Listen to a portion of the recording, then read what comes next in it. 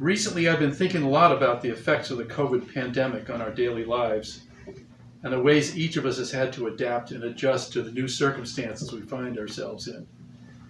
The virus is threatening us and our families directly, and we know if we don't act responsibly, there could be terrible consequences.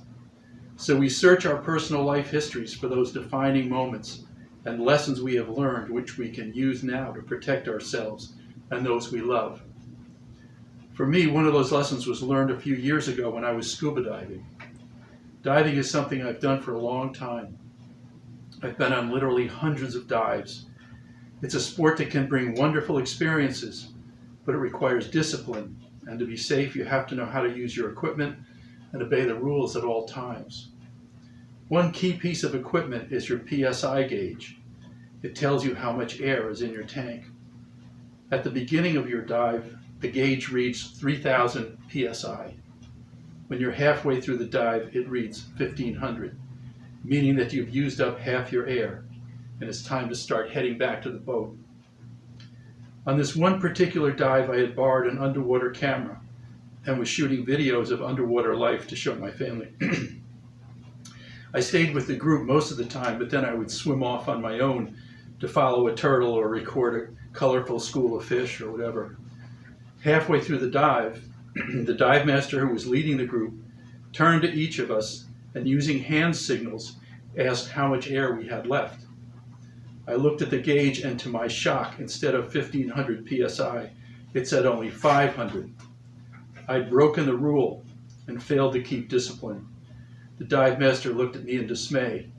He then had to stop the group, signal for the rest of them to wait, and escort me personally back to the boat, making sure I didn't run out of air on the trip back.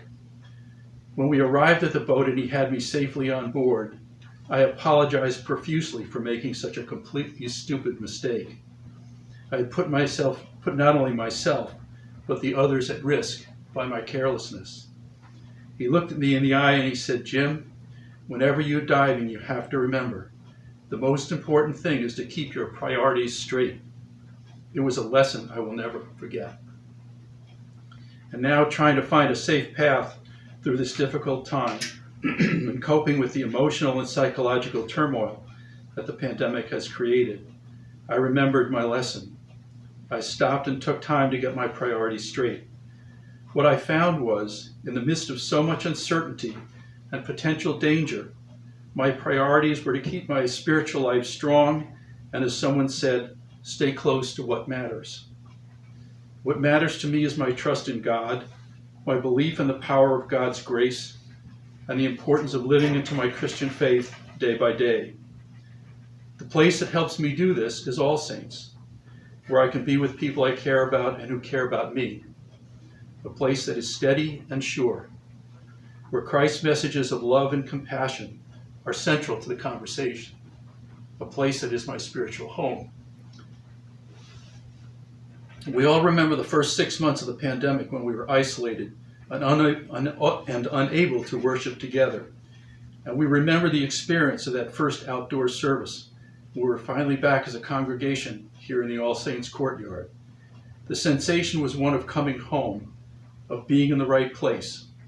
I know, as I'm sure you do, that All Saints plays a vital role in helping us through this difficult time. Now more than ever, we have to work together and support All Saints in every way we can. We cannot hesitate. It's much too important. The good news is that if we keep All Saints strong, when this stressful moment is over, we will have our priorities straight, and we can reach out and serve our community and do all the good works that Christ is calling us to do. We are blessed to have Father Kevin and our vestry leading us, giving us the strength we need to overcome the uncertainty and find hope in the days and years ahead.